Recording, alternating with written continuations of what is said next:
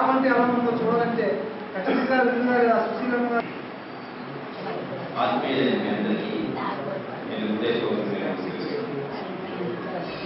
సభాధ్యక్షులు రవీంద్రనాథ్ గారికి, రామ గారికి, న్యూ సర్పంచ్ గారికి, మన కమిషనర్ గారికి, మనందరికీ చక్కటి స్ఫూర్తినిచ్చి సేవలో ఇంత పరమార్థం ఉందని మనందరికీ చక్కటి ఒక మెసేజ్ ఇచ్చినటువంటి విజయ్ గారికి, నాకైతే ఇక్కడ ఎవరు ఉంటున్నారు నూతనంగా